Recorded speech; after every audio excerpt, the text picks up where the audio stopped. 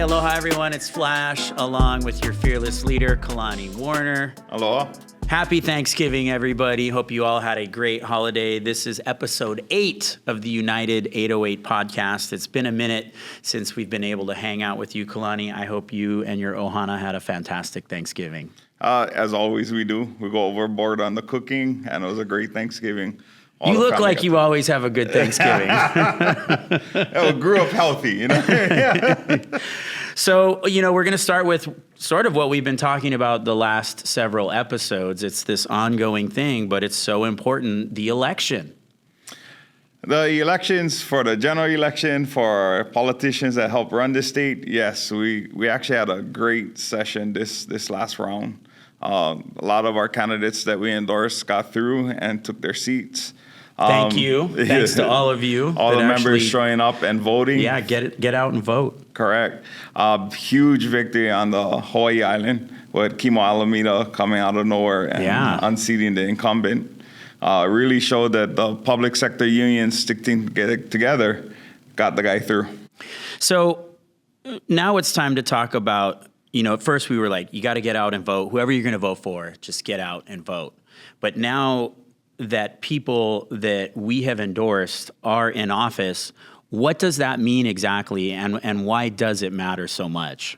Well, for even on a county or at the state level for Ledge, these are the individuals that's going to be coming up with new laws, new funding where money is allocated, and we want to make sure our jobs are allocated for, that we can keep all our positions, and figure out ways to make the workplace safer and better with new regulations and laws.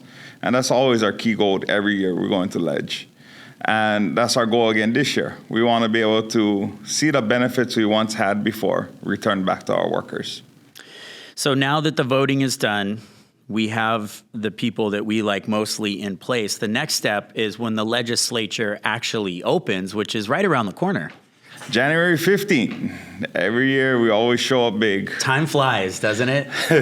Here we are already talking about January. Christmas lights just went up. I have a feeling it's going to be a blink of eye and we're going to be putting them back up again. Yeah, and speaking of Christmas lights, the Blue Collar Christmas community outreach event at Kehi Lagoon on December 7th. Well, actually, it's going to be taking place on the Hawaii division on the same day and for Oahu division. So this is our 3rd annual Blue Collar Christmas. And it's an event that we do for the community that we, as a union and our membership, gives back to foster children. The kids send in their wish lists of things they need. And it's actually really, really neat and cool because these are kids that are put in a tough situation.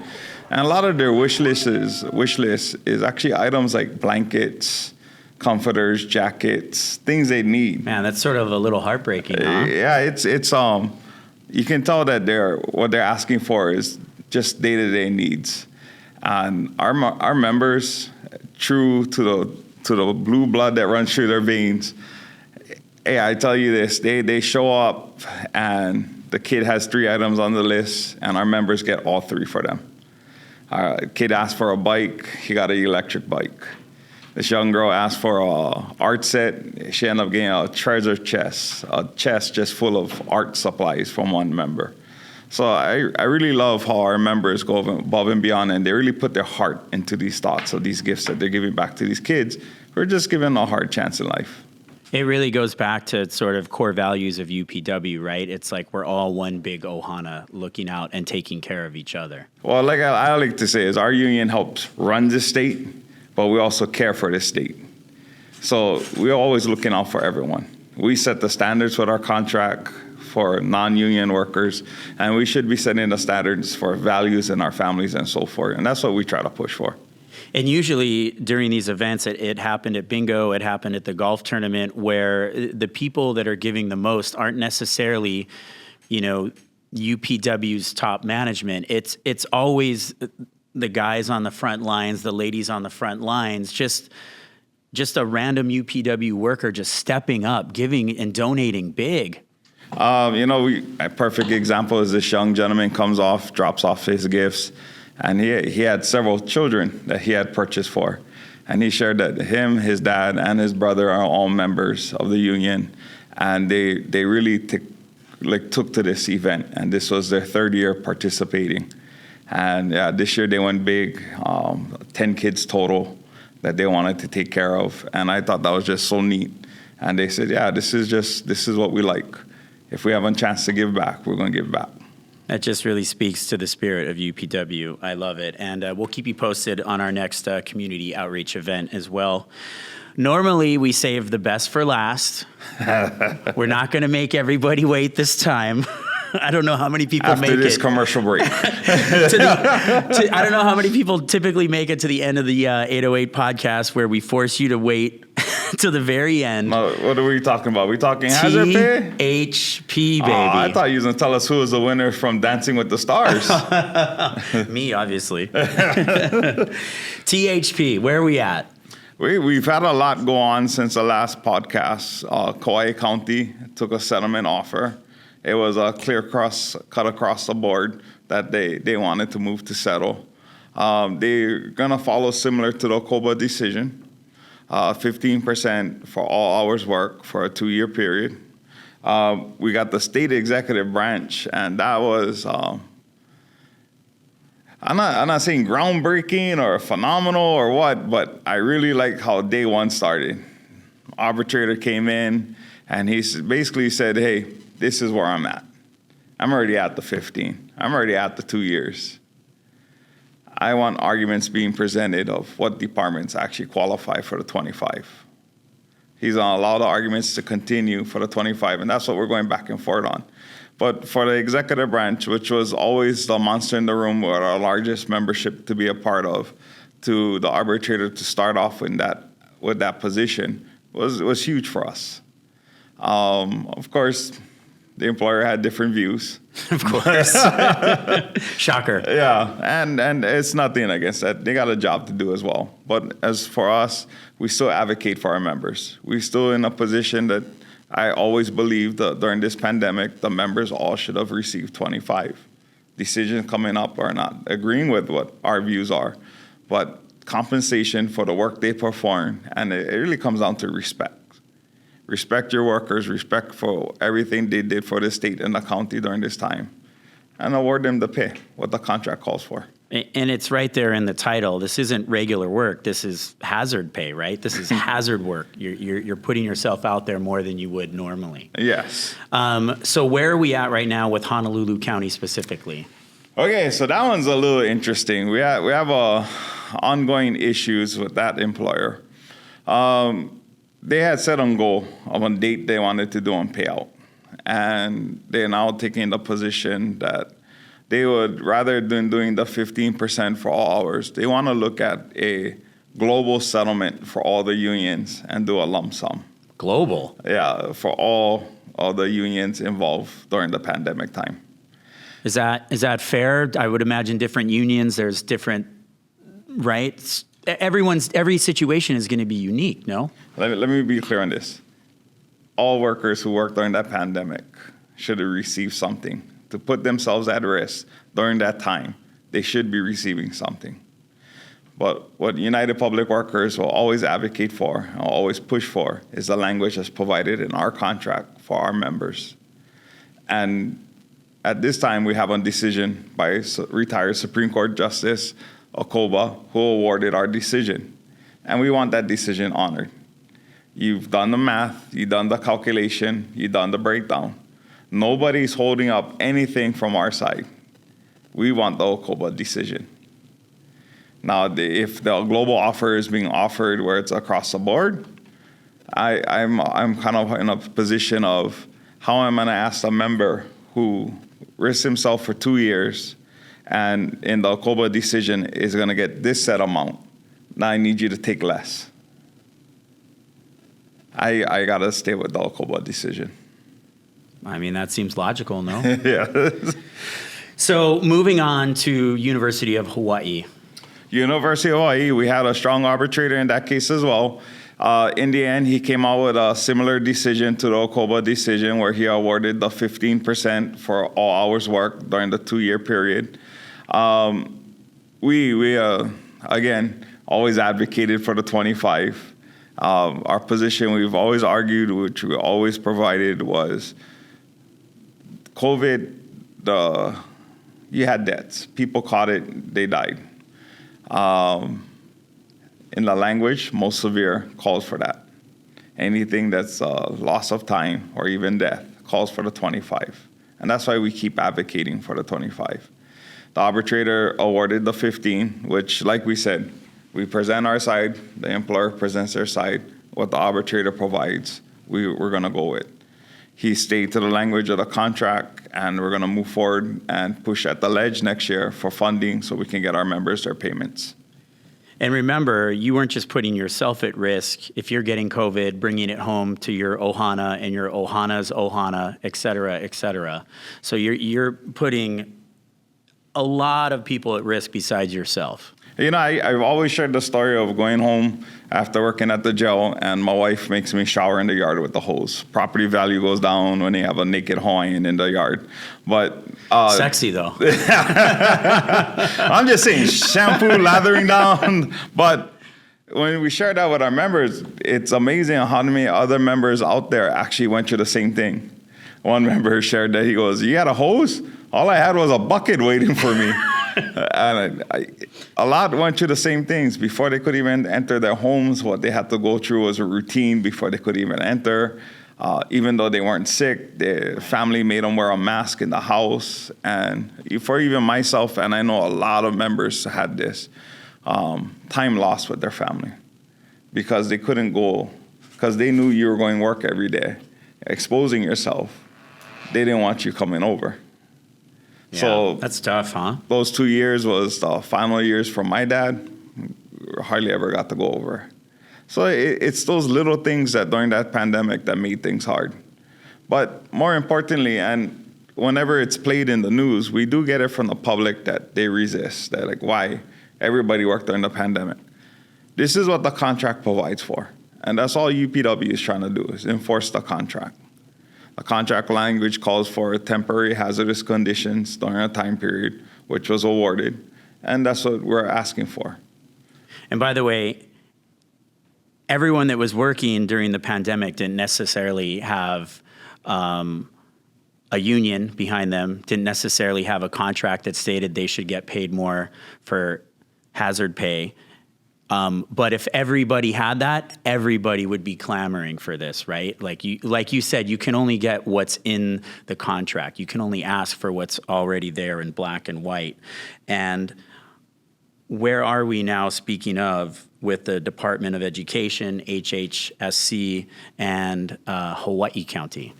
Okay, so Department of Education and Hawaii County, they're both waiting arbitration to start. Hawaii County, hopefully with the new mayor-elect that United Public Workers and HCA put into office. Good job, guys. We're really hoping that we can avoid arbitration and get something settled out through there. As far as HHSC, let me be clear on that one. We were in mediation this whole time, and actually by the time this video starts, an offer was made by the employer, which we'll take out to the membership to vote. We'll go over the terms with the membership, exactly what was awarded, and allow them to choose if they want to accept the offer or continue on to arbitration. HHSC, which is Hawaii Health Systems Corporation, it's all our hospitals, all our care homes and so forth. And really, they were frontline workers just as much as our EMS, correctional officers, airport workers. And I can see the reason that a lot of our members in these units would want to push for more. And what my commitment always was to our members was, if an offer is provided that is in line of the contract, at minimum, we'll bring them out to a membership vote. And that's what we're going to do. So by the time this video comes out, the vote should start taking place. And if the members choose to continue on the fight, we'll continue on. If they choose to accept, we go to the ledge for funding, and we look for a payout. And again, the ledge opens January 15th. January 15th, opening day. We always go big. We show up in unity, let the members know that we want to make sure that the people we put into office know who we are. Yeah. I mean, you specifically always go big because he's big. So Honolulu County, I'm a little confused. I thought we won the decision, and yet here we are. End of July, retired Supreme Court Justice Okobo gave us some victory.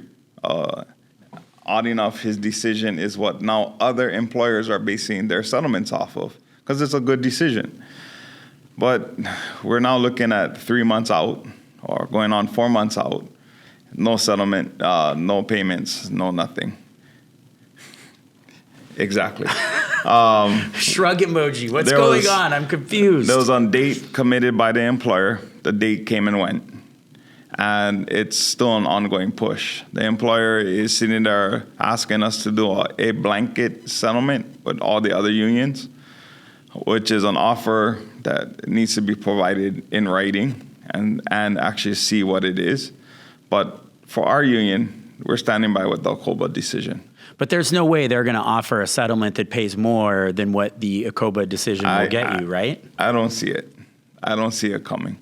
And what this union has always advocated for was what the contract language stands for. We stand in solidarity with all unions. Anyone who worked during that time period should be compensated for something.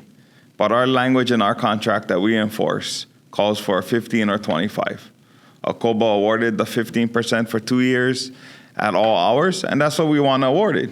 So it's frustrating to see dates that are set to come and go, and our members are sitting here. Like Thanksgiving, right? Like Thanksgiving. Black Friday could have been real special for some families.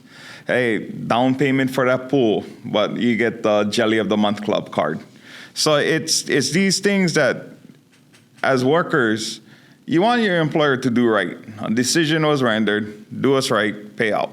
And it's not even doing right. It's just honoring what's there in the contract. That's the point of a contract. Correct. And it's only causing more frustration.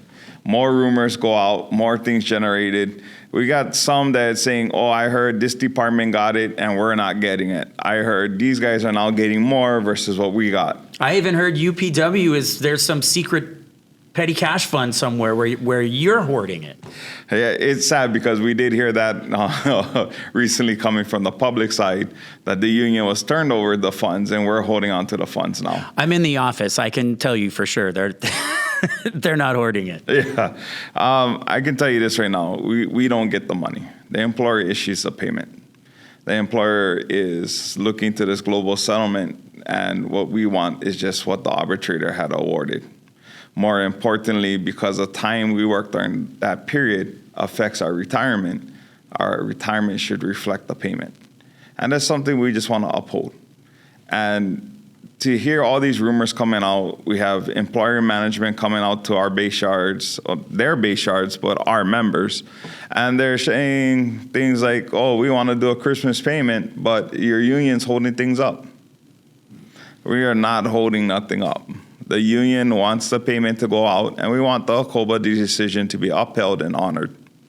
Now, if they want to do a global settlement and offer our members something like $60,000 each, we know that's not going to happen. It's not going to happen. We know it's not. But more importantly, the union cannot go into an agreement blindly after we fought for months and years for the Okobo decision to be awarded, and then now turn around and say we want to go this direction. We have members who will be affected during the 2-year period that came out with a higher payout. How can the union ask them that we want you to now take less? Because this works out better for the employer. It sounds like the city is dragging its feet trying to figure out a way to not pay you what the Okobo decision said they were going to pay you. You know what? I can say this, working with the city, we will constantly meet. We'll keep going back and forth, but to the point of when are you just going to issue the checks for the members? It seems like the back and forth point should be over. The decision has been made. Now pay us. I'm going to bring you to the next sit down with us. But you're correct. All that time has come and gone. The commitment to your employees. And that's something we got to stress. Before you're a member of UPW, you're an employee of the county, you're an employee of the state, then you can actually sign up for the membership of the union. So before you even say that we want to take care of your members, let's take care of your own employees. And that's what we're trying to push for here. The union is there to enforce the employees' rights.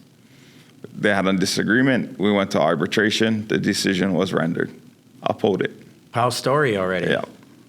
Done. You know, one day we're going to have podcasts where we don't even talk about hazard pay. Boy, wouldn't that be glorious? We could just talk about golf tournaments and fishing tournaments instead. I'm going to tell you this right now. We're just going to be solid. 10 minutes of awkward silence and staring at each other. But it's what's in the contract. It's what we continue to enforce. And like I'm going to continue to echo, it's something in the private sector we're now achieving and something we want to keep pushing for all our members to achieve. Are you afraid, or is there any way that the city could find some secret magical loophole that you didn't realize existed? No, I don't see David Bowie coming in and singing a song of Magic of the Babe or anything like that. I see us upholding Acoba's decision. If it's going to be a fight that we have to go to the labor board or even to court, it's sad. But that's where if UPW has to go that course, we will. Well, Acoba is a very respected judge that's been here in Hawaii for what seems like forever. I would have a hard time seeing a court of law going against Judge Acoba's decision. Correct. And I have a hard time seeing that ever happening either. So it's December. It's that time of year where everybody does it. We all look back, personally, professionally, look back on the last year, reflect. So as we get ready to wrap up the year, Kalani, what do you look back on this year? You know, there was a lot to cover. Our meetings with the members, negotiations in the private sector, very successful. Several of our units in the private sector actually got recognition and language now put in for hazard pay. And as we move forward, that's what we want for all our private sectors. But for me, clear cut, the membership turning out, re-electing me for my second term. Yes. I got to say, the biggest mahalos from me and my family. I know they always put the trust in me to continue to push us forward. That's what my commitment was, and I always was, that God put me in this place to help lead our families, and that's what I'll continue to do. Personally, I thought the golf tournament was a huge success. I was so busy that day, I didn't even get to play. So that was a lot of fun. In fact, I mean, obviously the most important thing is things like contracts, but looking back on the community outreach that UPW has done in the last year, the success of the bingo, the success of the golf tournament, this event at Kehi Lagoon, and I know that moving forward into 2025, you're doubling down on all these types of events to help our local community even more. Yeah, it's, again, like I said earlier in this statement, and I echo it all the time to the employer, elected officials. We run this state, and we care for the state. Before people even wake up to go to work, our workers are at work already. Before anybody even goes on vacation, that's our work, making sure your vacation looks good. So our workers put everything into the effort to make Hawaii what it is today. And I do want to mention specifically the UPW Scholarship. And getting back to what I said earlier, is a lot of your frontline members were donating at these events to ensure that these scholarships can happen for local keiki. Yeah.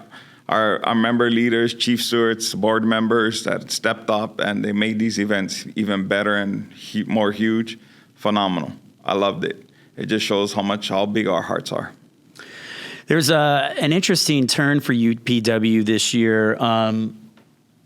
I just, who knew that UPW had merch? And I just want you all to take a look at this crazy outfit here that we've got. I think that's going to be a little bit too big on you, eh?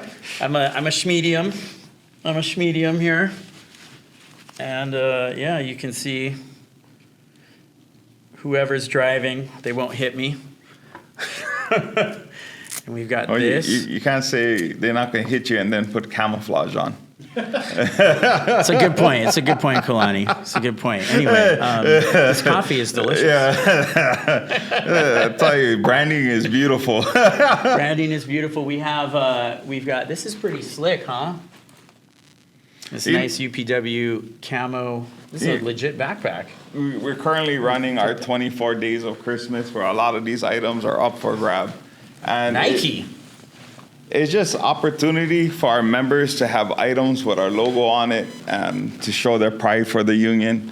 And this is, you can see by the response that we get in social media, the response we get in person, that they like it. They enjoy it. It's something, all the fighting we get with the employer, all the look, I just call it for all the BS we do with day in and day out at the work sites. To have just these opportunities to have these things on the side ongoing, that is, me and my staff's priority is the fight. But we got the membership leadership, we got staff that leadership that's actually organizing these events for us is phenomenal, and that's why we like it. To be able to go out, we went to a soccer game, and in the stands, we saw over a dozen, almost 24 of our camouflage visors in the stands sitting there. And the members just rocking it with pride. You go to the store, you go to Costco, ran into 3 members there, and the way I knew they were members is their faces from the Section 8, but they also had our logo shirts on. So being able to recognize who our family members are out there as we day-to-day life goes on, be able to say, well, how you doing? You good? How's your family? God bless you. Take care. That's something. And that's what the whole thing with the swag, these items we put on, these events we put on, just opportunities to grow as a family and get us stronger. Softball tournament that just took place. Okay, first off, some of us got to accept that we're way past our high school days. No torn ACLs, please. Weekend warriors. Unfortunately, I wasn't able to attend. Work called me to another place, but I want to say over 400 members and their families showed up to watch 10 teams go at each other in a softball tournament, which each of them played like it was the Yankees and Red Sox playing their hearts out. Beautiful day for their families. Barbecue cookout, kids got to bounce in a bounce house. And, and I got to credit that to Darryl Wilcox and the sports committee for Wawa Division that organized. And Darryl's vision is to take it to even greater lengths, that he wants to take it statewide where each island can host an event of the softball tournament. We actually had Hilo come over and represent. Oh, nice. Yeah. Nice. Injuries did take a part in their roster. We're not as young as we used to be, people. Maybe next year first base has an oxygen tank. We don't know. The fun and the smiles they had. One of our members, wife, Maymoy, she had showed all the videos and photos on her social media. Beautiful event. The turnout was awesome. The people enjoyed themselves. To be able to take a break from work and just have fun is what we always try to shoot for. And on that note, same time, fishing tournament. Our first real big one that we were able to host, and we want to take it to be even bigger, better next year. Crazy turnout. One family came out strong. Where was the tournament at? It was on a sign. I was island wide. You could have gone anywhere. Oh, okay. But the weigh-ins was down at San Island. And again, the vision for the state president is he wants to take that fishing tournament to other islands coming years. And I kind of disagree with him at one bit. I agree with him because it should be. Every island should be able to have these enjoyments and these funds, be able to let everybody enjoy what this union does. Absolutely. Getting back to the swag, where can we purchase all of this stuff? The UPW store online. Okay. Hit the website. Yep. Make sure you register for the website. Get on there. A lot of these new items coming up, except for these visors. These visors was the ones that we did the Section 8s. If you're a registered voter for Hawaii and you can show that you're a registered voter, you got a visor. But you still can get it. A lot of the offices on each island still have it. You want to go ahead and go stop by the office, fill it out, show that you're a registered voter, you can get your visor. And we all saw the power of voting in this last election for UPW endorsed candidates. Correct. It really was a strong Thanks to you, again, thanks to all of you out there. A number of our candidates, you could tell that in the areas they lived in, our members did the push to get them through. And that's what we want to continue to do. Well, Kalani, I just want to say not only happy Thanksgiving, happy holidays, Merry Christmas, Happy New Year. Looking forward to all that UPW has to offer in 2025, and I think you've laid out a compelling case of where UPW is headed next year. Correct, and it's only going to keep getting better. This is no longer just moving forward. We locked the hubs, put the four-wheel drive into place, and we're going to start going. The lifted Yoda. The lifted Yoda going into full gear. All right. Well, happy holidays, everybody. I hope you and yours have a good one. Aloha, family.